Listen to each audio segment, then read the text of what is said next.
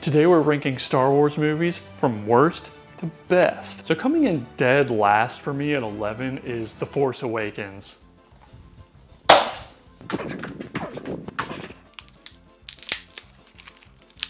Killing Han Solo by just having his angsty teenage kid turn on his lightsaber is one of the worst ways to kill a cinema icon I've ever seen.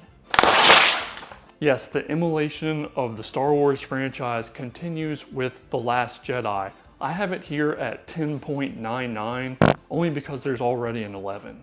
This is an example of story not being able to live up to character, and so they took the easy way out, which was undermining and subversion. At 10.98, we have The Rise of Skywalker.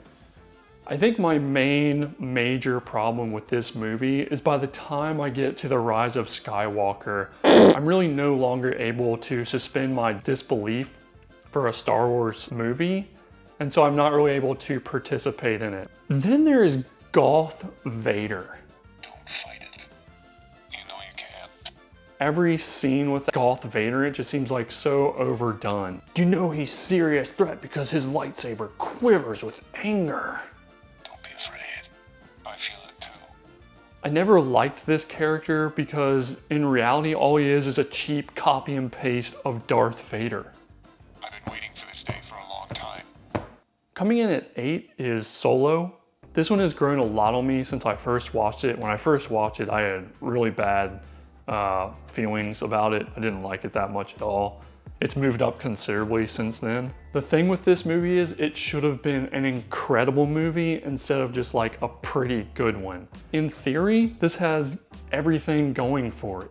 Perfect casting, a slave and robot rebellion, a team of untrusty bandits and outlaws pulling off a great heist, the historic run, Han Solo, Lando Calrissian, a cameo by Darth Maul, even like Woody Harrelson. I love Woody Harrelson. But then when you watch the movie, something is just missing.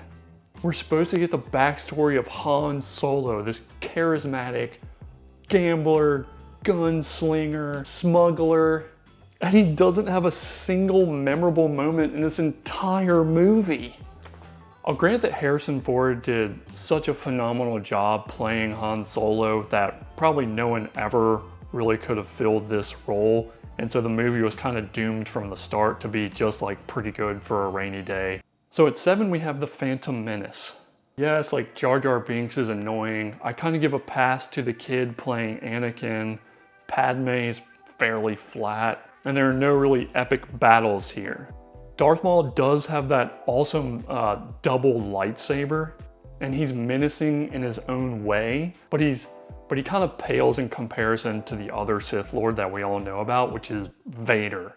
So some people might be wondering like why Phantom Menace is sitting at 7, and here's why. This has the essence of Star Wars. Innocence and hope. Sure, both are fragile, but they are there, and they're just within reach if everyone gets together and does the right thing against an incredible threat against all odds. All right, coming in at number 6 is Return of the Jedi. I love the title for this film. This movie is so hard for me to rank, but I do think I have it in a good place. First things first, I love Ewoks. There's a bunch of great things going on in this movie, you know, among the popular beats. The demise of Boba Fett, Slave Leia. You'll never be able to unsee that. Jabba the Hutt, Slave Leia choking Jabba the Hutt. Duh, you fat space lizard. Scurrilous Crumb, like one of my all-time favorite little sidekick shit talker villains. And of course the iconic lightsaber duel between Vader and Luke on the Death Star. And so among all that, like all this great stuff happening, we have calm, confident Jedi Master Luke. And to me, he's kind of like a great part about this movie, but also where it's a little bit wobbly. I love seeing the serenity and grace of a Jedi Master, but I've always wanted to see more Luke Skywalker, the Jedi Master, doing Jedi Master things. I did enough Jedi mastering. It was great. I mean, Luke did enough Jedi mastering. It was great. Vader's who you really have a problem with. Continue with your rant. It's been fun so far. Also, like and subscribe. And I think the other great thing, which is also kind of a weakness for me about this film, is Vader killing the Emperor. You know, this is the chosen one fulfilling the prophecy. Like, Anakin Skywalker is fulfilling his destiny. But I don't really care, which is weird to say. So while I felt that Return of the Jedi was a gracious ending to the original series of films, nothing about this movie in particular ever really excited me the way that a lot of the other films in Star Wars did. Starting off the top 5, we have Attack of the Clones. I was here for the Blade Runner style galactic noir mystery, the emotional growth of Anakin, and the beginning of his seduction to the dark side. The forbidden love blossoming between Anakin and Padme. I know a lot of people will say it's corny, but hey, maybe I'm a Sith Lord with like deep feelings of love. I'm a Sith Lord romantic. The stormy clone planet was awesome. I loved Obi-Wan Kenobi and his like 80s Jesus haircut. And of course I loved everyone's favorite Jedi Master Mace Windu slicing Jango Fett's head off. See, Attack of the Clones lives up to its name. There's a huge duel in that sandy arena, which then turns into a battle between Jedi and droids, which then escalates and spills over to this massive battle between the clone army and the droids. Ultimately, Attack of the Clones is a very exciting and satisfying movie. Okay, at 4 I have A New Hope. A New Hope really does give us so much to hope for and so much excitement to experience throughout this movie in particular. Again, there's just so many phenomenal moments, like Luke staring out across the desert, with that sunset and that music, which I listen to and I still get goosebumps every time I listen to it. This movie gives us the phrase, "May the Force be with you." It gives us Obi-Wan Kenobi. It gives us Vader in that breathing that you'll never forget once you see it. And of course it gives us lightsabers. And so here's the thing with New Hope. It's either the greatest movie of all of these because of what it gives rise to, or it's an incredible movie based on its own merits, but is simply outdone by other movies that came later. And for me, I'm in the later camp. And A New Hope still has a very high and honorable place within my rankings, sitting right outside the top 3. So for number 3, I have Rogue One. And this is such a hard film for me to rank in general. And it's really hard for me to put in 3 because sometimes, honestly, I just want to put it as number 1. Like, I love it that much. The end of this movie was phenomenal. Potentially the best ending to any movie I've ever seen. It almost has 2 endings, and each of them are flawless. Rogue One unflinchingly goes where most stories fear to tread. It follows everything to its logical conclusion, and it shows you the devastating consequences and the heroic sacrifices.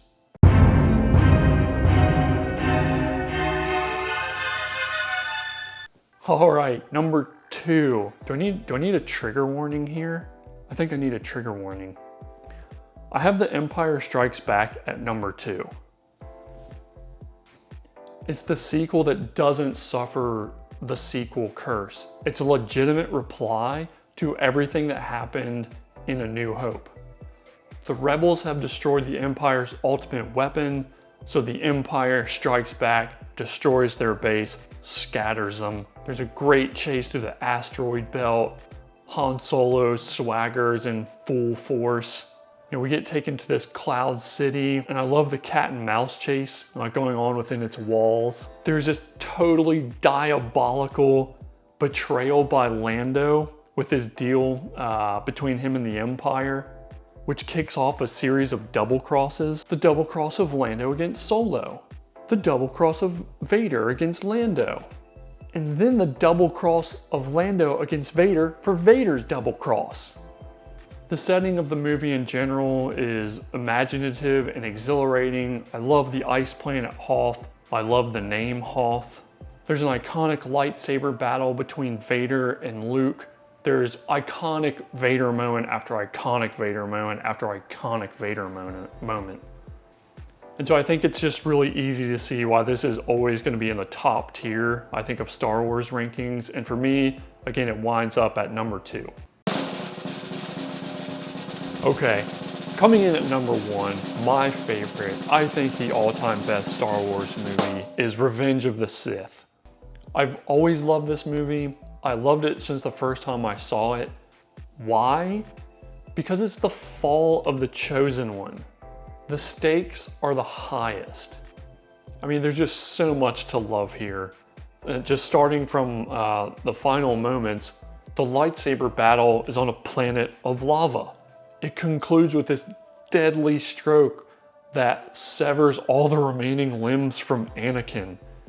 And then he's sitting there writhing in agony on those fiery banks, and he screams this blood-curdling scream at Obi-Wan Kenobi, who's sitting there just watching this guy burn, like kind of like watching his hopes and the hopes of like a glorious, bright future burn. You can see how wounded he is, and he says, you know, I loved you like a brother. I was like, I loved the space battle. The space battle in the opening, I think one of the best space battles of all time, right? Because you really, it's very immersive, and you really get the sense of depth and breadth. Like you can really feel you're in like the full 3 dimensions of a space battle. You know, they're diving, they're coming up. It's just phenomenal. It's just this incredibly immersive experience. It has great political intrigue. There's this intricate dance between the Jedi and the Sith about who's gonna have ultimate control over the Senate. Another thing that I think makes this a great movie, again, besides all the drama, is one of the best, like most stylistic lightsaber dismemberings ever, followed by an equally stylistic lightsaber execution, you know, with the scissors, like. So tell me your favorite rankings. Like I love to see these things. I love to hear how other people rank these movies and the rationale behind them. So look forward to seeing those in the comments.